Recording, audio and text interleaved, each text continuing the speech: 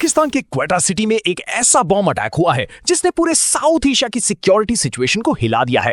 एक passenger train जो security personal और उनकी फैमिलीज को ले जा रही थी, सडनली एक मैसिव एक्सप्लोजन का शिकार हो गई। ब्लास्ट इतना पावरफुल था कि ट्रेन के कोचेस ट्रैक से उतर गए, आसपास की बिल्डिंग्स डैमेज हो गई और डजन्स लोग इंजर्ड हो गए।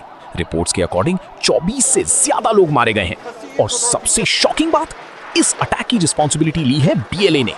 लेकिन अब सबसे बड़ा क्वेश्चन ये है, आखिर बीएलए इतना पावरफुल कैसे होता जा रहा है?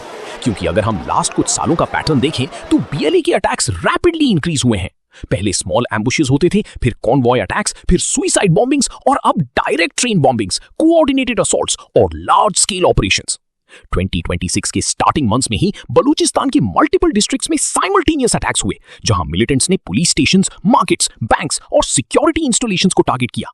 यानी सिचुएशन अब सिर्फ लो लेवल इंसर्जेंसी नहीं रही, ये स्लोली एक ऑर्गेनाइज्ड मिलिटेंट वॉरफेयर की शेप ले रही है। और इसी वजह से पाकिस्तान की मिलिट्री और गवर्नमेंट दोनों प्रेशर में है। लेकिन अब एक और डेंजरस एंगल सामने आ रहा है।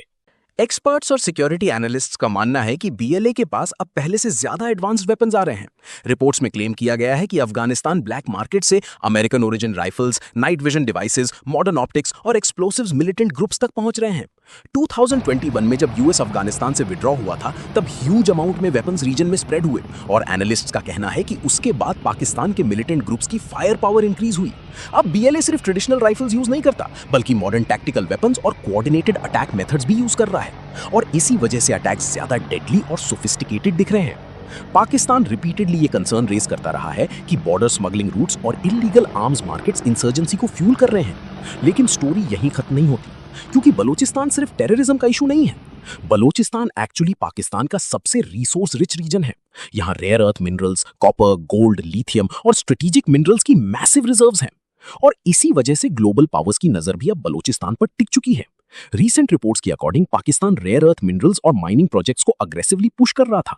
और ट्रंप एडमिनिस्ट्रेशन के टाइम से ही American strategic interest Balochistan minerals को लेकर डिस्कस किया जा रहा था। एनालिस्ट्स का कहना है कि फ्यूचर में $1 बिलियन या उससे भी बड़े rare earth investment deals possible हो सकते थे, क्योंकि दुनिया अब चाइना डिपेंडेंसी रिड्यूस करना चाहती है। Rare earth minerals future technology का बैकबोन है। Electric vehicles, fighter jets, missiles, AI hardware, advance chips, सब में rare earth materials critical role play करते हैं। और इसी वजह से अमेरिका और चाइना दोनों strategically rare earth supply chain secure करना चाहते हैं। लेकिन प्रॉब्लम क्या है? अगर बलूचिस्तान अनस्टेबल रहा तो फॉरेन कंपनीज इन्वेस्टमेंट से डरेंगी।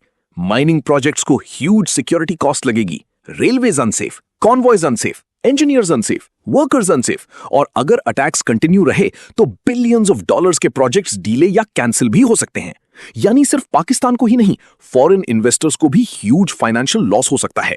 स्पेशली अमेरिकन कंपनीज के लिए ये मेजर सेटबैक बन सकता है, जो future rare earth supply chain में पाकिस्तान को इंक्लूड करना चाहती थी।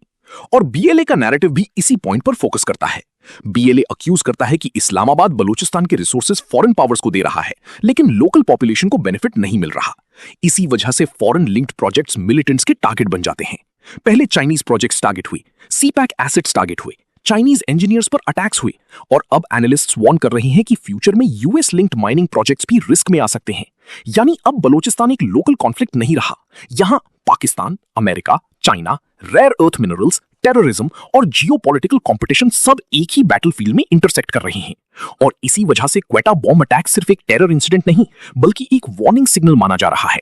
वार्निंग कि बलूचिस्तान की इंस्टेबिलिटी अब ग्लोबल स्ट्रेटेजिक इशू बन सकती है। अब देखना यह होगा, क्या पाकिस्तान रैपिडली ग्रोइंग इंसर्जेंसी को कंट्रोल कर पाएगा?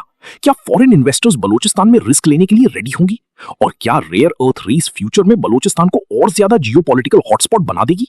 कमेंट सेक्शन में अपनी ओपिनियन जरूर बताएं। फॉलो करें ग्लोबल 19 न्यूज को।